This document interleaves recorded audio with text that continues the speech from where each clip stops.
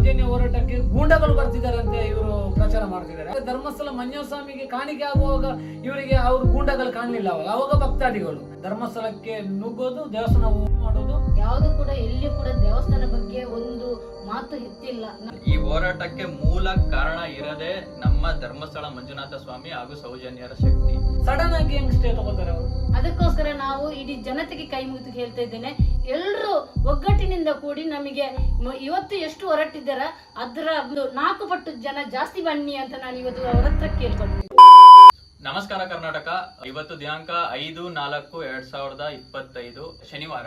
ನಾಳೆ 6/4/2025 ಸೌಜನ್ಯ ಪರ ಹೋರಾಟಗಾರರು ಅಂದ್ರೆ ಸೌಜನ್ಯ ಅವರಿಗೆ ನ್ಯಾಯ ಸಿಗಕ್ಕೋಸ್ಕರ ಮಹೇಶ್ ಶೆಟ್ಟಿ ತಿಮ್ಮರಡಿ ಅವರ ನೇತೃತ್ವದಲ್ಲಿ ಹಾಗೂ ಗಿರೀಶ್ ಮುಟ್ಟಣ್ಣನವರ್ ಸೌಜನ್ಯ ಪರ ಹೋರಾಟಗಾರರು, ಲಕ್ಷಾಂತರ ಸೌಜನ್ಯ ಪರ ಹೋರಾಟಗಾರರು ಕರ್ನಾಟಕದ ಬೇರೆ ಬೇರೆ ಭಾಗಗಳಿಂದ ನಾಳೆ ಏನು ಹೋರಾಟ ನಡಿಬೇಕಾಗಿತ್ತು ಆ ಹೋರಾಟಕ್ಕೆ ಎಲ್ಲಾ ಸಿದ್ಧತೆಗಳು ರೆಡಿ ಆಗಿತ್ತು. ಕಾರಣಾಂತರಗಳಿಂದ ಆ ಹೋರಾಟ ನಿಂತಿದೆ. ಕಾರಣ ಇಷ್ಟೇ, ಅತ್ಯಾಚಾರಿಗಳ ಕಡೆಯಿಂದ ಹಾಗೂ ದಣಿಗಳ ಕಡೆಯಿಂದ ಹೋರಾಟ ಮಾಡಬಾರ್ದು ಅಂತ ಕೋರ್ಟ್ ಇಂದ ಸ್ಟೇ ಆರ್ಡರ್ ಬಂದಿದೆ. ಹೋರಾಟ ನಡೀತಿದ್ದ ಸ್ಥಳ ಸೌಜನ್ಯ ಅವರ ಶವ ಸಿಕ್ಕಿದ ಜಾಗದಿಂದ ಬೆಳತಂಗಡಿಯವರೆಗೂ ಈ ಹೋರಾಟ ನಡಿಬೇಕಾಗಿತ್ತು. ದಣಿಗಳಿಂದ ಸ್ಟೇ ಆರ್ಡರ್ ಬಂದಿರೋ ಕಾರಣದಿಂದ ಈ ಸಲ ಈ ಹೋರಾಟ ನಡೀತಾ ಇಲ್ಲ. ಇದ್ರ ಬಗ್ಗೆ ನಮಗೆ ಕಂಪ್ಲೀಟ್ ಮಾಹಿತಿ ಕೊಡಕ್ಕೆ ಸೌಜನ್ಯ ಅವರ ಮಾವ ಮತ್ತು ಸೌಜನ್ಯ ಅವರ ತಾಯಿ ಇದ್ದಾರೆ. ನಮಸ್ತೆ ಅಮ್ಮ. ನಮಸ್ತೆ ಸರ್. ಸರ್ ಅವತ್ತು ಏನಾಯ್ತು ಸರ್? ಶುಕ್ರವಾರ ಅಂದ್ರೆ ನಿನ್ನೆ ಬಂದಿರೋದಲ್ವಾ ಸರ್ ಇದು ಕೋರ್ಟ್? ನಿನ್ನೆ ಅದಕ್ಕೆಲ್ಲ ಸಕಲ ಸಿದ್ಧತೆ ಎಲ್ಲ ಮಾಡ್ಕೊಂಡಿದ್ವಿ ನಾವು. ಎಲ್ಲದಕ್ಕೂ ಪರ್ಮಿಷನ್ ಇತ್ತು.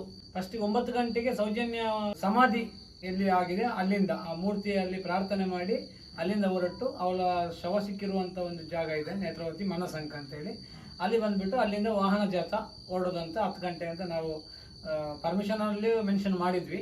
ಅದಕ್ಕೆ ಪರ್ಮಿಷನ್ ಕೂಡ ಸಿಕ್ಕಿದೆ ನಮಗೆ. ಸಿಕ್ಕಿ ಎಷ್ಟು ದಿವಸ ಆಗಿತ್ತು ನಮಗೆ?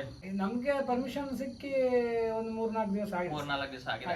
ಅವಾಗ ಯಾವ್ದು ತಂಟೆ ತಕ್ಕರ್ ಏನೂ ಇರ್ಲಿಲ್ಲ. ಎಲ್ಲ ಮಾಡ್ತಿದ್ರು. ಅತ್ಯಾಚಾರಿ ಅವರ ಕಡೆಯಿಂದ ಕೂಡ ನಮಗೂ ಪರ್ಮಿಷನ್ ಕೊಡ್ಬೇಕು. ನಾವು ಬೆಳ್ತಂಗಡಿ ಮಾರಿಗುಡಿಯಿಂದ ಅಣ್ಣಪ್ಪ ಸ್ವಾಮಿ ಬೆಟ್ಟದ ತನಕ ನಮ್ದು ಜಾಥಾ ಇದೆ, ನಮಗೂ ಕೊಡಿ ಅಂತ ಹೇಳಿ ಅದೇ ದಿವಸ ಆಗ್ಬೇಕಂತ ಅವ್ರು ಕೂಡ ಇದು ಮಾಡಿದ್ರು. ಮತ್ತೆ ಅಲ್ಲಿ ತಹಸೀಲ್ದಾರ್ ಅವರು ಮತ್ತೆ ಪೊಲೀಸ್ ಇಲಾಖೆಯಲ್ಲಿ ಹೇಳಿದ್ರು, ಫಸ್ಟ್ ಗೆ ಸೌಜನ್ಯ ಕಡೆ ಅವರಿಂದ ನಮಗೆ ಮನವಿ ಬಂದಿರೋ ಕಾರಣ ಫಸ್ಟ್ ಅದಕ್ಕೆ ನಾವು ಪ್ರಿಫರೆನ್ಸ್ ಕೊಡ್ತೀವಿ, ನೀವು ಬೇಕಾದ್ರೆ ಮಾಡಿ, ಅದ್ರ ಮುಂಚಿನ ದಿವಸ ಮಾಡಿ ಇಲ್ಲ ಮರು ದಿವಸ ಬೇಕಾದ್ರೆ ಮಾಡಿ ಅಂತ ಹೇಳಿದ್ರು. ಇಲ್ಲ ಅದು ಅವತ್ತೇ ಆಗ್ಬೇಕಂತ ಅವ್ರದ್ದೊಂದು ಆಟ ಇಟ್ಕೊಂಡಿದ್ರು. ಅದಕ್ಕೆ ಅವ್ರಿಗೆ ಪರ್ಮಿಷನ್ ಸಿಗ್ಲಿಲ್ಲ. ಈಗ ನಾವು ನೋಡೋ ವಿಚಾರ ನೋಡಿದ್ರೆ ಏನಂತಿದ್ರೆ, ಸೌಜನ್ಯನಿಗೆ ನ್ಯಾಯ ಸಿಗ್ಬೇಕಂತ ಎಲ್ಲ ನಮ್ಮ ಕರ್ನಾಟಕ ದೇಶದ ಜನರೆಲ್ಲ ಇಲ್ಲಿ ಒಕ್ಕರಿನ ಒಂದು ಹೋರಾಟಕ್ಕೆ ಅಂತ ಸಿದ್ಧತೆ ನಡೀತಿರ್ಬೇಕಾದ್ರೆ ಇವರಿಗೆ ಯಾಕೆ ಭಯ? ಅತ್ಯಾಚಾರ ಇವರು ಮಾಡಿಲ್ಲ ಅಂತ ಹೇಳಿದ್ರೆ, ನಾವು ಹೆಸರು ಹೇಳೋರೆಲ್ಲ ಅತ್ಯಾಚಾರ ಮಾಡಿಲ್ಲ ಅಂದ್ರೆ ಸುಮ್ಮನೆ ಬಿಡ್ಬೋದು. ಆಗ್ಲಿ, ಕಾನೂನು ಪ್ರಕ್ರಿಯೆ ನಡೀಲಿ. ನಾವು ಈಗ ಇಳಿದಿರುವಂತದ್ದು ಸೌಜನ್ಯನಿಗೆ ಅತ್ಯಾಚಾರ ಆದ್ಮೇಲೆ ಇದರಲ್ಲಿ ಏನೇನು ಲೋಪದೋಷಗಳನ್ನು ಈ ಕೇಸನ್ನು ಯಾವ ರೀತಿ ಹಲ್ಲ ಹಿಡಿಸಿದ್ರು ಅಧಿಕಾರಿಗಳು, ಅವ್ರ ಮೇಲೆ ಅಕ್ವಿಟಲ್ ಕಮಿಟಿಯಿಂದ ಸರ್ಕಾರ ರಚನೆ ಮಾಡಿ ಅವ್ರ ಮೇಲೆ ಕಾನೂನು ಕ್ರಮ ತಗೋಬೇಕಂತ ನಮ್ದು ಒಂದು ಬೇಡಿಕೆ ಇದ್ದದ್ದು. ನಮ್ಮ ಕರ್ನಾಟಕ ಜನತೆ ಬೇಡಿಕೆ ಕೂಡ ಅದೇ. ಅದು ಇವರಾಕೆ ಅದಕ್ಕೆ ಅಡ್ಡಿಪಡಿಸ್ತಾರೆ? ಧರ್ಮಸ್ಥಳದ ಕಡೆಯವರು ಅಡ್ಡಿಪಡಿಸೋ ಕಾರಣ ಹಾಗಾದ್ರೆ ಅವರು ಶಾಮೀಲಾಗಿದ್ದಾರೆ ಅನ್ನೋದು ಕರ್ನಾಟಕ ಜನತೆಗೆ ಈಗ ಬಟ್ಟ ಬಯಲಾಗಿ ಅವರು ತಿಳಿಸಿದ್ದಾರೆ, ಹೈಕೋರ್ಟ್ ಮುಖಾಂತರ ತಿಳಿಸ್ತಿದ್ದಾರೆ. ನಾವು ಕೊಟ್ಟಿರುವ ಮನವಿಯಲ್ಲಿ ಮನಸಂಕದಿಂದ ಬೆಳ್ತಂಗಡಿ ಕಡೆಗೆ ಅಂತ ನಾವು ಕೊಟ್ಟಿದ್ವಿ.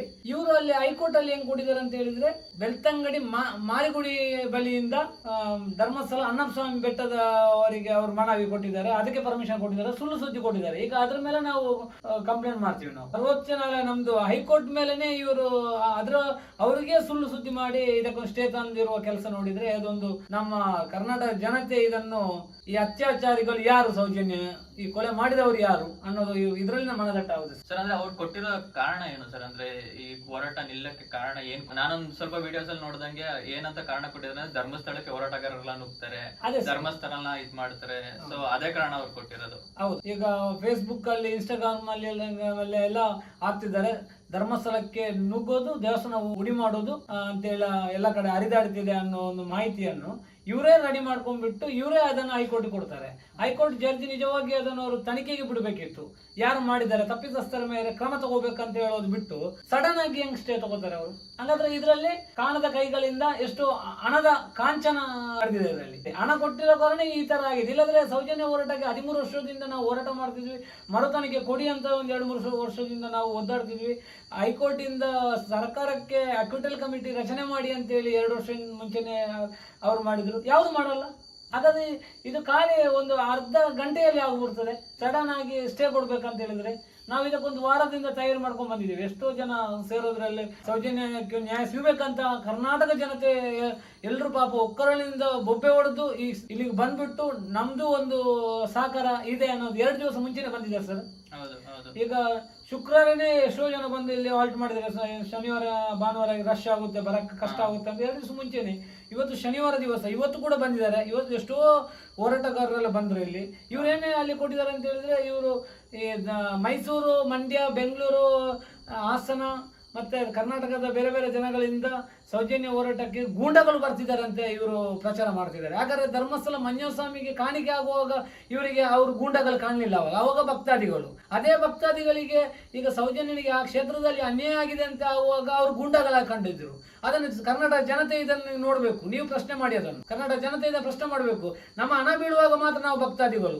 ಹೋರಾಟ ಅಂದ್ರೆ ಒಂದು ನ್ಯಾಯ ಸಿಗ್ಲಿ, ಆ ಕ್ಷೇತ್ರದಲ್ಲಿ ಆದ ಹೆಣ್ಣು ಮಗುವಿಗೆ ನ್ಯಾಯ ಸಿಗ್ಲಿ ಅಂತ ಹೇಳುವಾಗ ಅವರು ಗೂಂಡಗಳಂತ ಹೇಳ್ತಾ ಈ ಪ್ರಚಾರ ಮಾಡ್ತಿದ್ದಾರೆ ಸರ್. ದಕ್ಷಿಣ ಕರ್ನಾಟಕ ಅಲ್ಲದೆ ಮೈಸೂರು, ಮಂಡ್ಯ, ಹಾಸನ, ಬೆಂಗಳೂರು ಅಥವಾ ಬೇರೆ ಬೇರೆ ಕರ್ನಾಟಕದಿಂದ ಬಂದಿರೋ ಜನಗಳು ಯಾರು ಹೋರಾಟಕ್ಕೋಸ್ಕರ ಅಥವಾ ಸೌಜನ್ಯಕ್ಕೋಸ್ಕರ, ನ್ಯಾಯಕ್ಕೋಸ್ಕರ ಬರ್ತಿದ್ದಾರೆ, ಅವ್ರನ್ನೆಲ್ಲ ಗೂಂಡಾಗಳು ಅಥವಾ ರೌಡಿಗಳು, ಇಲ್ಲಿ ಬಂದು ರೌಡಿಸಮ್ ಮಾಡಕ್ ಬರ್ತಾ ಇದಾರೆ, ಅಥವಾ ಧರ್ಮಸ್ಥಳಕ್ಕೆ ಏನಾದ್ರೂ ಒಂದು ಧರ್ಮಸ್ಥಳ ದೇವಸ್ಥಾನಕ್ಕೆ ನುಗ್ಗಕ್ ಬರ್ತಿದ್ದಾರೆ ಅಂತ ಎಲ್ಲ ತಪ್ಪು ಮಾಹಿತಿಗಳನ್ನ ಕೊಟ್ಬಿಟ್ಟು ಇಷ್ಟೇ ತಂದಿರೋದು. ಇದೊಂದು ಕಂಪ್ಲೀಟ್ ಶಾಂತಿ ರೀತಿ ಹೋರಾಟ. ಇದು ಅದು ಯಾರು ಹೇಳಿದರೆ ಈ ಗೂಂಡಾಗಳು ಬರ್ತಾ ಇದಾರೆ ಅಥವಾ ರೌಡಿಗಳು ಬರ್ತಾ ಇದಾರೆ ಅಂತ, ಅತ್ಯಾಚಾರಿ ಕಡೆಯವರೇ ಇದೊಂದು ಸುಳ್ಳು ಸುದ್ದಿನ ಅವರೇ ಕ್ರಿಯೇಟ್ ಮಾಡಿರೋದು. ಇದು ಇನ್ಯಾರು ಅಲ್ಲ. ಇದೊಂದು ಸುಳ್ಳು ಸುದ್ದಿನ ಅವರೇ ಕ್ರಿಯೇಟ್ ಮಾಡಿ, ಅವರೇ ಅದನ್ನ ಪ್ರಚಾರ ಮಾಡಿ ಅಂಡ್ ಅವರೇ ಅದನ್ನ ಪಬ್ಲಿಸಿಟಿ ಮಾಡ್ತಾ ಇದಾರೆ. ಸೊ ಇದಕ್ಕೂ ಅದಕ್ಕೂ ಯಾವುದೇ ಸಂಬಂಧ ಇಲ್ಲ.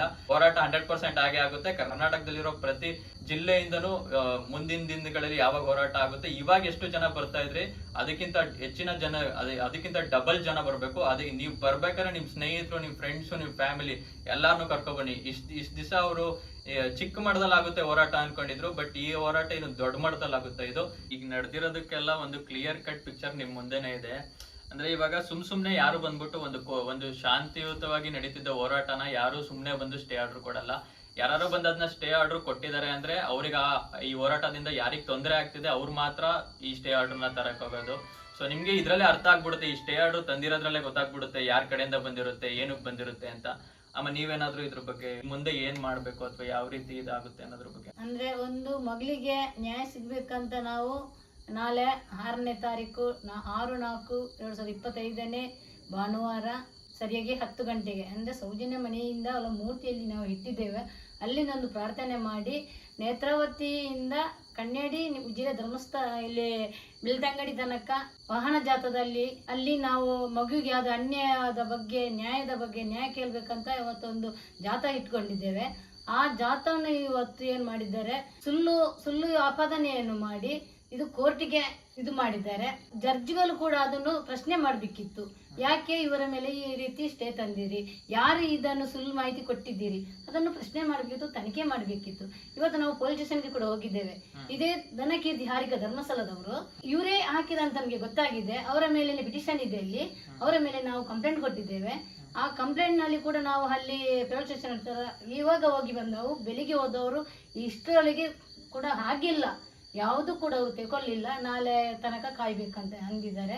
ಇಷ್ಟು ಇವಾಗ ನೋಡಿ, ನಾವು ಬರುವಾಗಲೇ 7:30 ಆಗಿದೆ. ಬೆಳಿಗ್ಗೆ ನಾವು 11 ಗಂಟೆಗೆ ಇಲ್ಲಿಂದ ಹೊರಟಿದ್ದೇನೆ. ನಾನು 11 ಗಂಟೆಗೆ ಹೋಗಿದ್ದೇನೆ ಇವರ ಮೇಲೆ ಒಂದು ಕಂಪ್ಲೇಂಟ್ ಕೊಡ್ಬೇಕಂದ್ರೆ. ಹಾಗಾದ್ರೆ ಮಗಳಿಗೊಂದು ನ್ಯಾಯ, ಒಂದು ಹೆಣ್ಣು ಮಕ್ಕಳಿಗೆ ಈ ರೀತಿ ಆದ ನ್ಯಾಯಕ್ಕೆ ಎಲ್ಲಿಕ್ಕಿಲ್ಲೋ. ಹಾಗಾದ್ರೆ ನಾವು ನೋಡಿ, ಅವಾಗ ಅವರಿಗೆ ಕಂಪ್ಲೇಂಟ್ ಕೊಟ್ಟು ನಾಳೆ 11 ಗಂಟೆಯ ಒಳಗೆ ನೀವು ಯಾರು ನಾವು ದೇವಸ್ಥಾನಕ್ಕೆ ನುಗ್ಗಿ ಉಡಿ ಮಾಡ್ತೇವೆ ಅನ್ನುವಂತ ಯಾರು ಮಾಹಿತಿಯನ್ನು ಕೊಟ್ಟಿದ್ದಾರೆ ಅವರನ್ನು ತನಿಖೆ ಮಾಡಿ ಅವರನ್ನು ಒಳಗೆ ಹಾಕಬೇಕು ಅನ್ನುವಂತ ಎಲ್ಲ ನಾವು ಕಂಪ್ಲೇಂಟ್ ಅಲ್ಲಿ ಕೊಟ್ಟಿದ್ದೇವೆ. ಆ ನಂತರ ಅವರನ್ನು ತನಿಖೆ ಮಾಡದಿದ್ದಲ್ಲಿ 12 ಗಂಟೆ ನಂತರ ನಾವು ಮಿನಿ ಇದನ್ನ ಸೌಧ ಎದುರುಗಡೆ, ಆಮೇಲೆ ಪೊಲೀಸ್ ಸ್ಟೇಷನ್ ಎದುರುಗಡೆ ಪ್ರತಿಭಟನೆ ಮಾಡ್ಲಿಕ್ಕೆ ನಾವು ಸಿದ್ಧರಿದ್ದೇವೆ. ಅಲ್ಲಿ ಹೇಳಿ ಬಂದಿದ್ದೇವೆ, ಅಲ್ಲಿಯೊಂದು ನಾವು ಇದು ಮಾಡಿದ್ದೇವೆ. ಇಡೀ ಕರ್ನಾಟಕದ ಜನತೆಗೆ ಇವತ್ತು ಅತ್ಯಾಚಾರಿಗಳು ಯಾರು ಎಂಬುದನ್ನು ಗೊತ್ತಾಗಿದೆ, ಖಂಡಿತ ಗೊತ್ತಾಗಿದೆ. ಇವತ್ತು ಮೊನ್ನೆ ತನಕ ಅತ್ಯಾಚಾರಿಗಳು ಯಾರಿಗೆ ಕರೆಕ್ಟ್ ಗೊತ್ತಾಗ್ಲಿಲ್ಲ. ಇವತ್ತು ಒಂದು ಹೋರಾಟವನ್ನು ನಿಲ್ಲಿಸಬೇಕಾದ್ರೆ ಕಾರಣ ಏನು, ಇದು ಇಡೀ ದೇಶದ ಜನಗಳು ಇದನ್ನು ಪ್ರಶ್ನೆ ಮಾಡಬೇಕು. ಹಾಗಾದ್ರೆ ಅತ್ಯಾಚಾರಿಗಳು ಯಾರು?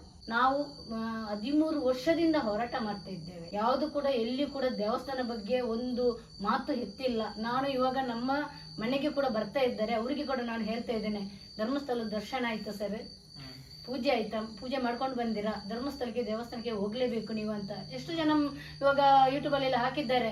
ಸೌಜನ್ಯ ನಮ್ಮ ಯಾವಾಗಲೂ ಹೇಳ್ತಾ ಇದ್ದಾರೆ, ನಾವು ಹೋಗುವಾಗ ಕೇಳ್ತಾ ಇದ್ದಾರೆ, ದೇವಸ್ಥಾನಕ್ಕೆ ಹೋಗಿದ್ದೀರಾ, ದೇವಸ್ಥಾನಕ್ಕೆ ಕೇಳ್ತಾ ಇದ್ದಾರೆ.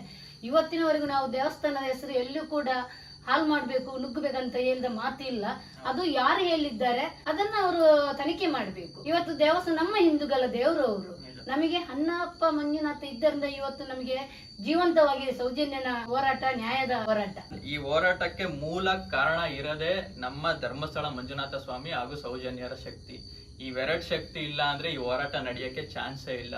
ಸೊ ಸುಮಾರು ಜನ ಬೇರೆ ಏನೇನೋ ಕಾರಣ ಕೊಡ್ತಾರೆ. ನಾನ್ ನಂಬಿರೋ ಮಂಜುನಾಥ ಸ್ವಾಮಿ ಅಥವಾ ಸೌಜನ್ಯ ಅವ್ರ ಶಕ್ತಿಯಿಂದಾನೇ ಈ ಹೋರಾಟ ನಡೀತಿರೋದು. ಬರೋ ಹೋರಾಟಗಾರರು ಎಲ್ಲರೂ ಧರ್ಮಸ್ಥಳ ಮಂಜುನಾಥ ಸ್ವಾಮಿ ಭಕ್ತಾದಿಗಳೇ ಬರೋದು. ಧರ್ಮಸ್ಥಳ ಮಂಜುನಾಥ ಸ್ವಾಮಿ ಭಕ್ತಾದಿಗಳೇ ಹೋರಾಟಕ್ಕೆ ಬರೋದು. ಸೊ ಇದನ್ನ ಬೇರೆ ರೀತಿ ದೇವರಿಗೆ ಕೆಟ್ಟ ಹೆಸರು ಬರೋ ರೀತಿ ಅಥವಾ ಧರ್ಮಸ್ಥಳಕ್ಕೆ ಕೆಟ್ಟ ಹೆಸರು ಬರೋ ರೀತಿ ಯಾವುದೇ ಉದ್ದೇಶ ಅಥವಾ ಯಾವುದೇ ಇದು ಏನು ಇಲ್ಲ. ಎಲ್ಲ ಈ ಅತ್ಯಾಚಾರಿ ಕಡೆಯವರೇ ಇದನ್ನೆಲ್ಲ ಕೆಟ್ಟದಾಗಿ ಬಿಂಬಿಸ್ತಾ ಇರೋದು. ಅಂದ್ರೆ ಧರ್ಮಸ್ಥಳ ಹಾಳು ಮಾಡ್ಲಿಕ್ಕೆ ಅಥವಾ ಧರ್ಮಸ್ಥಳ ದೇವ್ರನ್ನ ನಂಬಲ್ಲ ಹಂಗೆ ಹಿಂಗೆ ಅಂತ ಏನೇನೋ ಸುಮಾರು ವಿಷಯಗಳನ್ನ ಹೇಳ್ಕೊಂಡು ಇದನ್ನ ಬೇರೆ ರೀತಿ ಇದ್ ಮಾಡ್ತಾ ಇದಾರೆ. ಇದೆಲ್ಲ ನಡೀತಾ ಇರೋದು ಶ್ರೀ ಕ್ಷೇತ್ರ ಧರ್ಮಸ್ಥಳ ಮಂಜುನಾಥ ಸ್ವಾಮಿಯ ಶಕ್ತಿ ಹಾಗೂ ನಮ್ಮ ಸೌಜನ್ಯ ಅವರ ಶಕ್ತಿ. ಅದಕ್ಕೋಸ್ಕರ ನಾವು ಇಡೀ ಜನತೆಗೆ ಕೈ ಮುಗಿದು ಹೇಳ್ತಾ ಇದ್ದೇನೆ, ಇವತ್ತು ನೀವು ಜನಗಳೇ ಎದ್ದು ಯಾಕೆ ಈ ರೀತಿ ಸ್ಟೇ ತಂದ್ರಿ ಅಂತ ಪ್ರಶ್ನೆ ನೀವು ಜನಗಳು ಮಾಡ್ಬೇಕು ಇವತ್ತು. ಯಾಕಂದ್ರೆ ಇವತ್ತು ನಿನ್ನೆಯಿಂದ ಜನ ಹೊರಡ್ತಾ ಇದ್ದಾರೆ. ಪಾಪ ಸೌಜನ್ಯಗೆ ಒಂದು ನ್ಯಾಯ ಸಿಗಬೇಕು, ಅವಳ ಪರವಾಗಿ ಹೋರಾಟ ಮಾಡಬೇಕು. ಇಲ್ಲಿ ಆದಂತ ಎಲ್ಲ ಎಷ್ಟೋ ಹೆಣ್ಣು ಮಕ್ಕಳ ಅತ್ಯಾಚಾರ ಕೊಲಗಾದ ಮಕ್ಕಳಿಗೆ ನ್ಯಾಯ ಸಿಗಬೇಕು. ಇಲ್ಲಿ ಧರ್ಮಸ್ಥಳದಲ್ಲಿ ಆಗಿದಂತ ಯಾವುದು ಒಂದು ಕಲಂಕ ಇದೆಯೋ ಆ ಕಲಂಕವನ್ನು ನಾವು ತೊಳಿತಾ ಇದ್ದೇವೆ ಹೊರತು ದೇವಸ್ಥಾನ ಬಗ್ಗೆ ನಾವು ಯಾವತ್ತೂ ಮಾತು ಯಾರು ಹೋರಾಟಗಾರರು ಕೂಡ ಆ ಮಾತು ಎತ್ತಿಲ್ಲ. ಇದು ಸುಮ್ಮನೆಯಾಗಿ ಒಂದು ಪ್ರಚಾರ ಮಾಡ್ತಾ ಇದ್ದಾರೆ. ಇದನ್ನು ಯಾಕೆ ಜಡ್ಜ್ಗಳು ಪ್ರಶ್ನೆ ಮಾಡಿ, ಇದು ಜನಗಳೇ ಪ್ರಶ್ನೆ ಮಾಡ್ಬೇಕು. ಇನ್ನೆದ್ದು ಇವತ್ತು ಅಷ್ಟು ಜನ ಬರ್ಬೋದು, ಇನ್ನು ಬರುವ ಇವ ನಮಗೆ ಸ್ಟೇ ಯಾವಾಗ ಅಲ್ಲಿಂದ ಇದು ಮಾಡ್ತಾರ ರಿಲೀಸ್ ಮಾಡ್ತಾರ ಆನಂತರ ನಾವು ಹೋರಾಟ ಖಂಡಿತ ಮಾಡೇ ಮಾಡ್ತೇವೆ. ನಾವು ಅವಾಗ ಇದಕ್ಕಿಂತ ಜಾಸ್ತಿ ಜನ ಇನ್ನು ಬರ್ತಾರೆ. ನಾನು ಅದೇ ಹೇಳ್ತಾ ಇದ್ದೇನೆ, ಎಲ್ರು ಒಗ್ಗಟ್ಟಿನಿಂದ ಕೂಡಿ ನಮಗೆ ಇವತ್ತು ಎಷ್ಟು ಹೊರಟಿದ್ದಾರ ಅದರ ಒಂದು 4 ಪಟ್ಟು ಜನ ಜಾಸ್ತಿ ಬನ್ನಿ ಅಂತ ನಾನು ಇವತ್ತು ಅವ್ರ ಹತ್ರ ಕೇಳ್ಕೊಳ್ತೀನಿ. ಅವ್ರು ಸ್ಟೇ ಆರ್ಡರ್ ತಂದಿರೋದನ್ನು ಒಂಥರ ಹೋರಾಟಗಾರರಿಗೆಲ್ಲ ಅನುಕೂಲ ಆಯ್ತಮ್ಮ ಇವಾಗ. ಖಂಡಿತ ಸರ್, ಅದ್ ಏನ್ ಗೊತ್ತಾ ಸರ್, ಅಣ್ಣಪ್ಪ ಮಂಜುನಾಥ ಇದು ತಂದದ್ದು. ಇವತ್ತು ಸ್ಟೇ ತಂದ್ರೆ ಜನಗಳಿಗೆ ಎಲ್ರಿಗೂ ಗೊತ್ತಾಗುತ್ತೆ ಯಾಕೆ ಸ್ಟೇ ತಂದಿದ್ದಾರೆ ಅನ್ನೋದು. ಜನಗಳು ಪ್ರಶ್ನೆ ಮಾಡ್ತಾರೆ.